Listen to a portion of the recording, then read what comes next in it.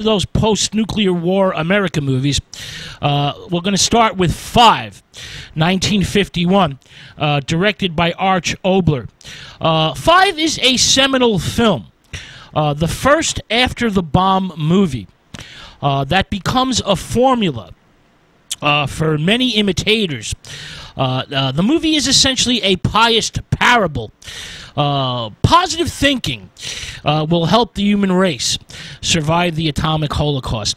5 is a type of sermon against the prejudices and insanities that may one day lead to atomic annihilation. The film is a gloomy art film with a very low budget, a straightforward criticism of the atomic bomb's morality within an entertainment format. The movie's filled with grainy, atmospheric, and very effective black and white photography. Now, let me talk a little bit about the director of the movie, Arch Oboler. Oboler attempts to question the ethical aspects of the atomic war. He draws upon images of the heroic survivors' struggles in a post-nuclear Holocaust environment. Now, Oboler was a playwright, a screenwriter, a novelist, a producer, and a director who worked in radio, theater, film, and television. He was a very fiery, intense individual, disliked by many. But Oboler, was very prolific and worked. He was outstanding in radio. He was a key innovator in radio drama with his series Lights Out, a very controversial program for its day. It was considered by many to be too intense. This was a mystery horror sci-fi series with a focus on the supernatural, the paranormal, the esoteric, and science fiction. Oboler is forgotten today, but he was a major influence on people like Rod Serling and Serling's series The Twilight Zone. Without Lights Out, there wouldn't have been a Twilight Zone.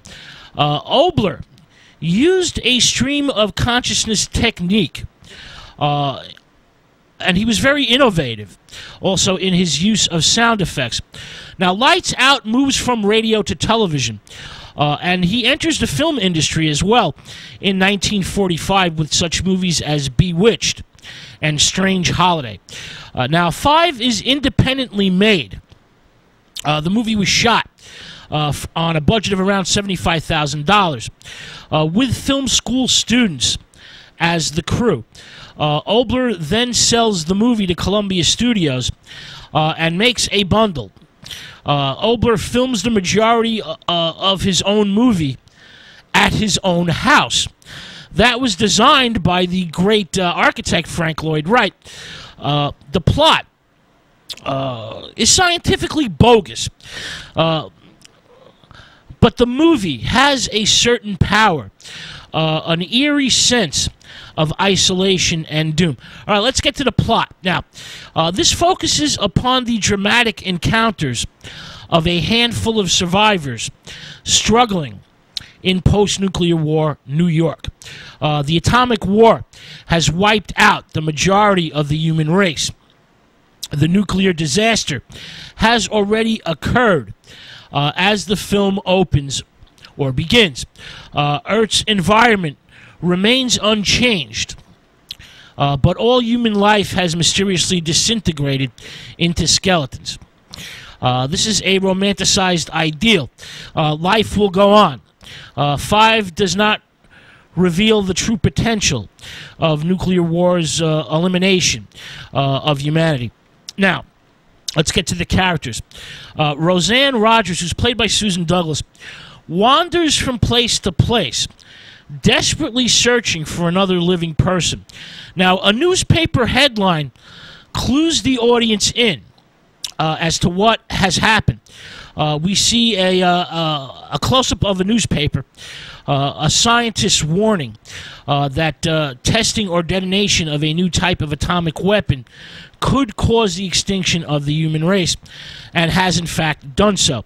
Now, Roseanne is in a daze, and she makes her way to her aunt's isolated hillside house in upstate New York, and then faints as she meets Michael, who's played by William Phipps.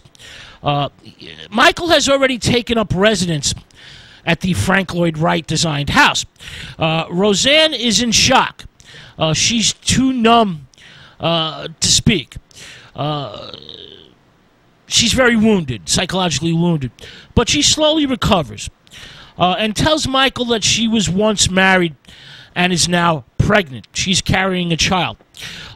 Two more survivors then show up. They see the smoke rising from the Frank Lloyd Wright designed house's chimney.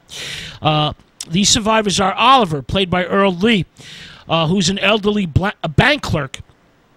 He's sick with radiation poisoning, and he's in denial about the atomic holocaust. He thinks he's on vacation in the mountains. Now, this is perhaps due to the effects of the radiation. The other survivor is Charles, who's played by Charles Lampkin. He's a likable and easygoing African-American. Both have survived because they were locked up in a bank vault when the atomic Armageddon happens. Now, Roseanne was in a hospital in a lead-lined X-ray room, and Michael was in an elevator inside the Empire State Building. The four survivors decide to take a trip to the ocean, where they pull a man named Eric, played by James Anderson, I believe. They pull him out of the water. Eric was a mountain climber who was stranded during a blizzard on Mount Everest. And he flies back to the USA, but the plane runs out of fuel just short of land.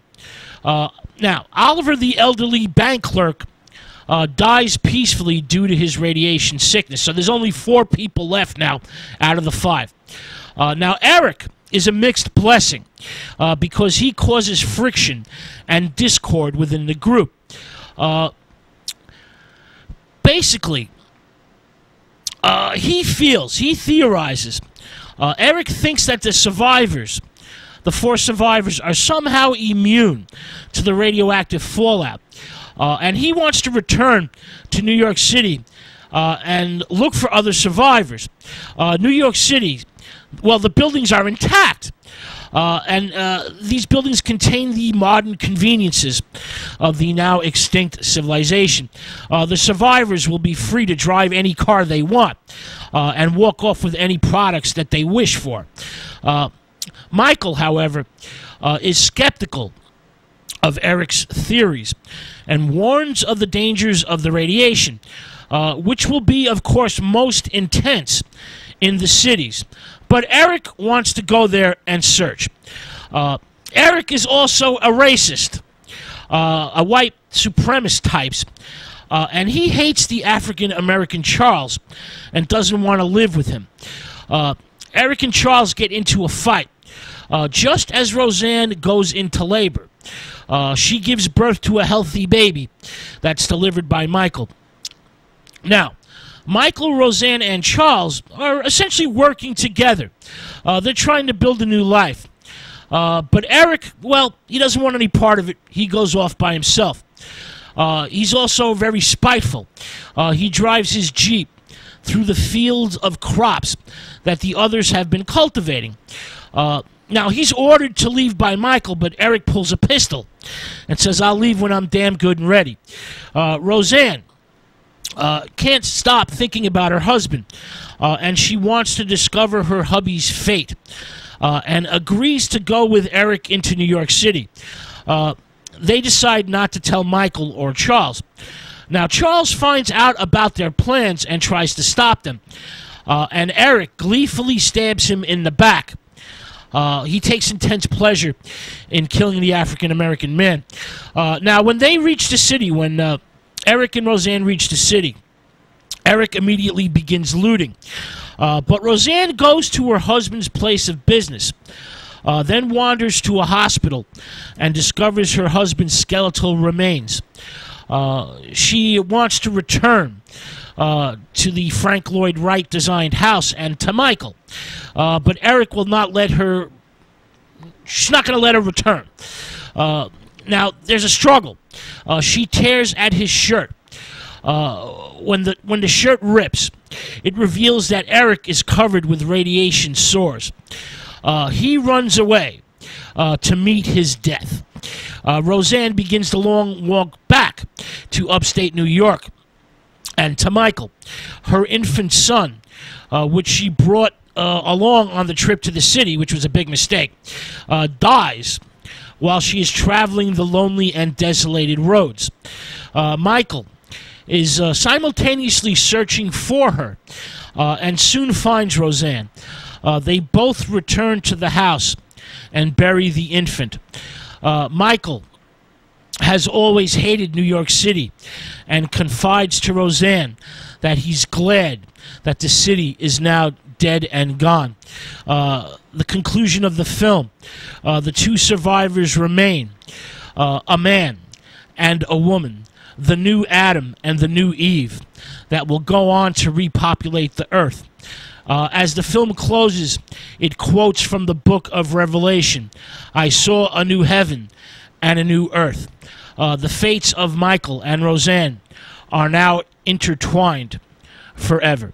All right, so that's 5. That's the first post-nuclear war survivor movie. I highly recommend you check this film out.